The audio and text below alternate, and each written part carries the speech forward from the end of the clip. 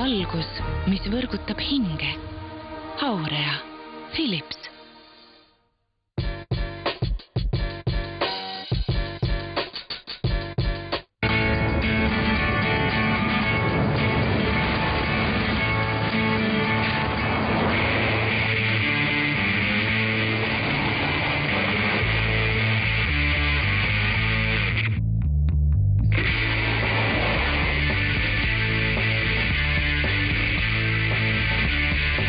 Uus RAV4 Cross Sport.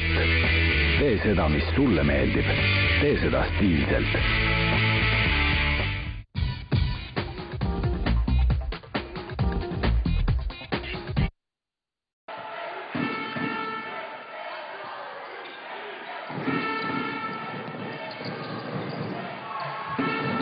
Ja oleme siis tagasi siin võistlusmomendis vastamisi Kalev, Ventspils, Kalev juhtimas 54-34 ja käimas siis teine poolaeg.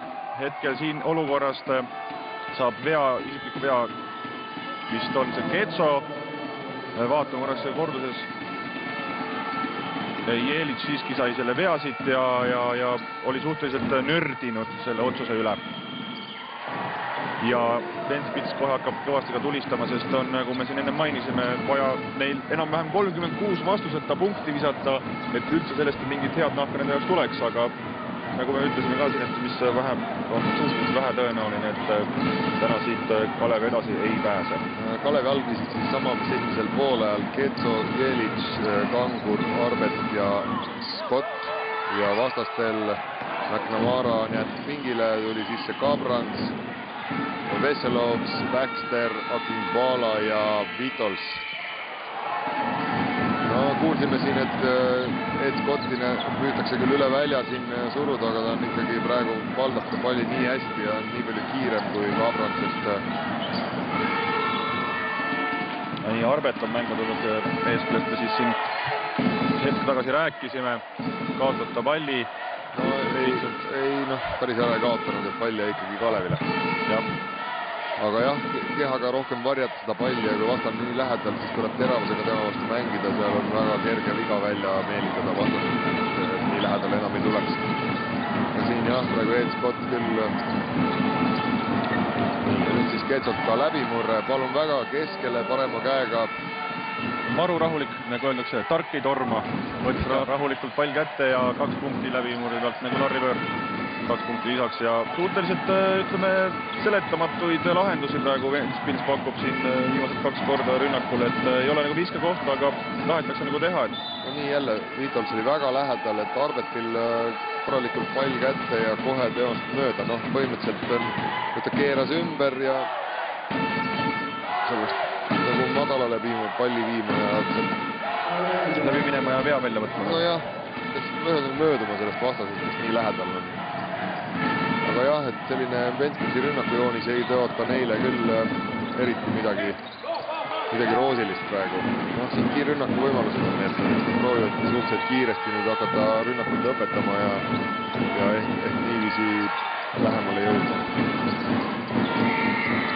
Vitols nüüd oleks järgmine palli ära kaotanud. Akingbala jooks ja Jelits hästi seisis kaitses ja Akingbalal ei jäänud muud minut kui luhta. No siin ongi, nagu sa enne mainisid ka, rünnaku lõpetused. Baxteri selline vise, kus keegi valmis ei olnud, nüüd Akingbala jooks, et ikkagi kannustab see tagant suur vahe, mis on vaja kiiresti tasa teha ja siis tulevad sellised tehnilised apsaksid sisse, nüüd Kangur pikk aega proovib Akingbala väljapoole hooga tema vastu ja lõppeks kahjus aeg otsa, kuigi Kangur sai lõpuks läbi ja selle Jelitsile selle soodus on antud, aga kahjuks jah, aeg liiga kaua vist natukene Kangur püüdis nii-öelda asja lahendada. Arvestades praegust seisu, kus 20 ollakse ees, 24 sekundit rünnakul ära mängida, nii et pealeviset ei tee, ei ole midagi hullu, ehk et võistkond jõuab tagasi kaitsesse tulla ja ollakse positsiooni kaitses vastaste vastu, nii et kõik on juba tagasi. Et hullem oleks, kui oleks visanud viimasel sekundil peale, siis poleks tagasi jõudnud ja vastased oleks kerge korvi saanud. Vaatan protokolli muidu, et Kangur on täna 2 punkti peal, mis tema jaoks on suhteliselt vähe, aga ta on selles mõttes täitnud kindlasti väga tähtsa rolli, et see punkti vahe praegu selline on, et ei peagi alati punkti tooma. No eks tänases mängus, kus Ketso oma 5-3 viiest sisse viskas, on raske seal. Kanguri osa on ikka olnud ka ründelauast käia ja seal neid palle võtta ja siis sisse visata, et täna ründelauda praktiliselt ju ei saa võtta, kui kõik sisse viskavad. Nüüd suhteliselt raske, kui niisuguse konarlikult ilusa korvi saavad jälle Ventspilsi võistkond ja hetkel siis korvi all Viitols teeb vea. Ja see on Viitolsi teine viga. Eestlastel siis hetkel Eesti võistkonnal Jelitšil 2 viga, Ketsol 1, Riidil 2, Orbetil 3 ja Kanguril 1. Suhteliselt vähe vigu on ka tehtud võistkondlikult, arvestades olukorda. Eks vastased ei ole ka olnud väga agressiivsed rünnakul kui ka kaitses tundub, et nad pigem on proovinud kuskilt positsioonilt peale visata või siis on sinna alla saanud ja Kalev on hästi kaitses kokku tõmmanud, ei ole lihtsalt tehtud selliseid vigu. Aga hetkel siis 20 punkti vahet ja nüüd Veselov toob 2 punkti lisaks ja mängida veel veerand aega 5 minutit ja 40 sekundit.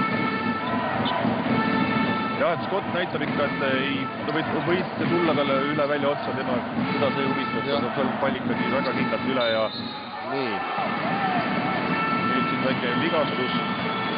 Kaalal on jalaga midagi juhtunud. Ja näitab võistkonna sisekliimat või team spiritit näitab ka see,